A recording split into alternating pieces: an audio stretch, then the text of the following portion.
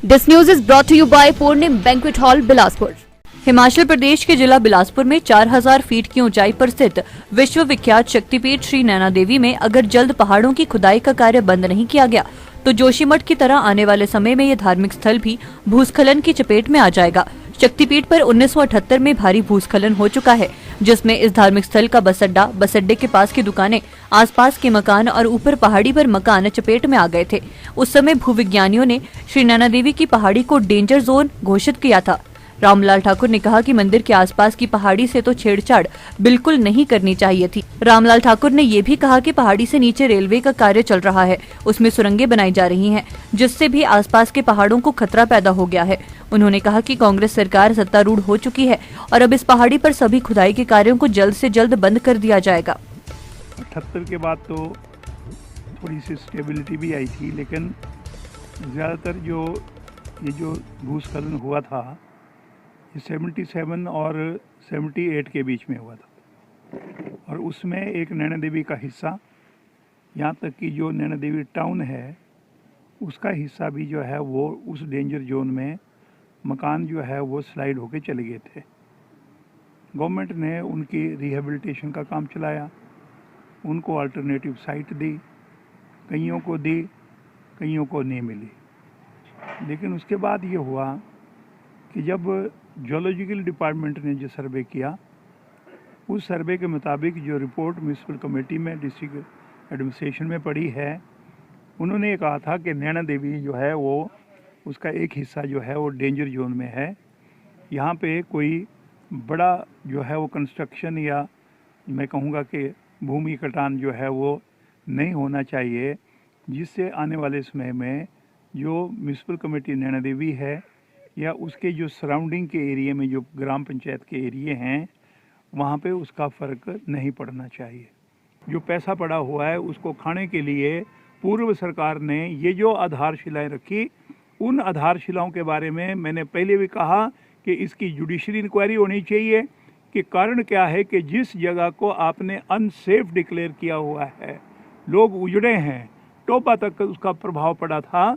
आज कारण क्या है कि सरकार जो चली गई उन्होंने और मुख्यमंत्री जी वहाँ पे गए, डिस्ट्रिक्ट एडमिनिस्ट्रेशन कहाँ सोया पड़ा था, किसके इशारे पे सारे काम हुए, उसकी बाकायदा तौर पे जो है वो छानबीन होनी चाहिए कि इस प्रकार से जो अनसेफ जगह है वहाँ पे किस प्रकार से आपने 4 आधारशिलाएं रखी।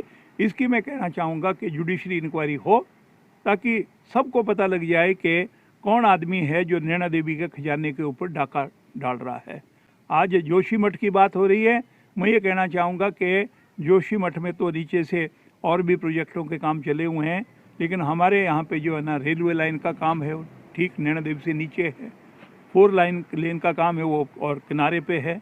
लेकिन जब आपकी इतनी बड़ी बड़ी टनल्स निकल रही है, रेलवे लाइन के साथ साथ जो टनल्स बन रही है, उसका प्रभाव भी नैना देवी के इस मंदिर और इस शहर के ऊपर और इस पहाड़ी के ऊपर पड़ेगा। कहीं कल को ऐसा ना हो कि ये जोशीमठ की तरह जो है माता नैना देवी के भी यहाँ पे इस प्रकार का स्खलन हो और लोगों की तबाही हो जाएगी। मैं कहना चाहता हूँ तुरंत इन सारे कामों को बंद किया जाए। जी, मैं स्थायी निवासी श्री नैना देवी जी, माता जी मंदिर श्री नैना देवी जी, हिमाचल प्रदेश। जैसे आपने देखा होगा कि उत्तराखंड में जोशीमठ में भी स्लाइड जोन जो है वो काफ़ी आजकल चर्चा में है, तो वैसे ही हालात नैना देवी में भी बन सकते हैं अगर प्रशासन टाइम से इसको नहीं दिखेगा।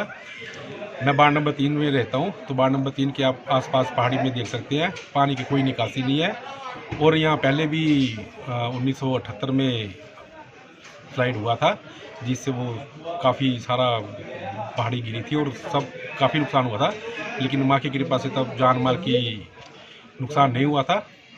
तो प्रशासन को चाहिए कि इस बारे नैना देवी के जो इर्द गिर्द पहाड़ियाँ हैं उसको भी पानी की निकासी अच्छे से की जाए और उनकी जो भी उचित हो तो उसका सलूशन किया जाए, इसकी समस्या का समाधान किया जाए। जय माता की। जय माता दी। नैना देवी में भी जोशीमठ जैसे हालात बन रहे हैं। 1978 से यहाँ पे बहुत बड़ा नुकसान हुआ था, ज़मीन धंसी थी। अब कुछ जगह देखा जा रहा है कि ज़मीन वहाँ धीरे धीरे बैठ रही है। तो सरकार से मेरा निवेदन है कि इस पर ध्यान दिया जाए और जल्दी जल्दी इस पर कार्रवाई की जाए ताकि यहाँ पर जोशी मुद्रा हालत ना बने। मेरी हिमाचल सरकार से निवेदन है कि सन 1978 में बहुत बड़ा लैंडस्लाइड हुआ था जिसमें बहुत सारे लोगों का घर जो है वो बह गया था और वो बेचारे इधर उधर रहे और नैना देवी में आबादी में भी दरारें आ गई थी और कईयों के घर अभी भी असुरक्षित है। तो यहाँ जो पानी का जो निकास है वो सही नहीं है और जो कार्य इधर उधर लगाए हुए हैं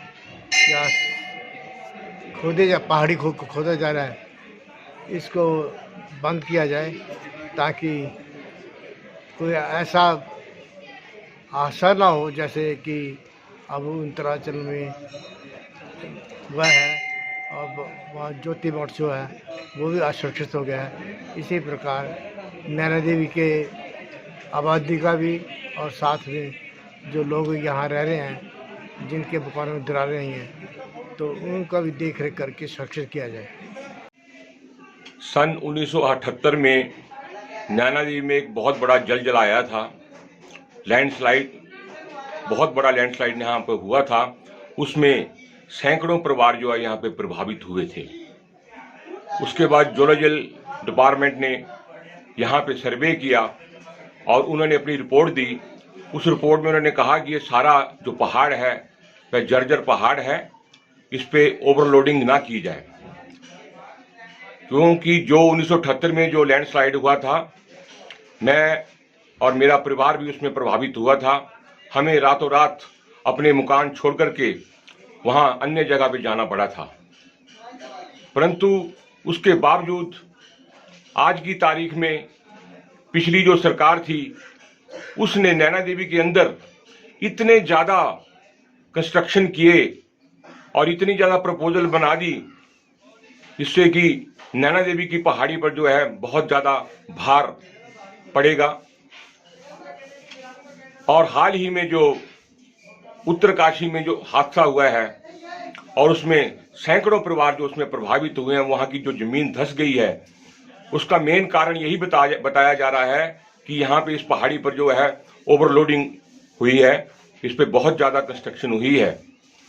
तो मेरा सरकार से निवेदन रहेगा कि आने वाले समय में नैना देवी में जो नैना देवी की जो पहाड़ी है इसके ऊपर कंस्ट्रक्शन बिल्कुल बंद कर दी जाए। अनावश्यक जो यहाँ पे चीज़ें की जा रही हैं उनको टोटली बंद किया जाए ताकि यहाँ के और नैना देवी के लोगों को किसी किस्म की कठिनाई का सामना न करना पड़े और जो विश्व विख्यात यहाँ का जो मंदिर है उस पर कोई किसी किस्म की जो है वो खतरा ना हो। दिव्य हिमाचल टीवी के लिए नैना देवी से राकेश गौतम की report. Your own wedding and party destination on affordable prices at Purnam Mall in the heart of city Bilaspur, Himachal Pradesh on Chandigarh-Manali Highway. Open terrace with fully AC banquet hall can serve up to 600 people. State-of-the-art decorated banquet, multi-cuisine veg and non-veg food, DJ floor with LED screens, 15 rooms available to stay during entire event. For more details, contact 98162 70090 or 8544 700 093.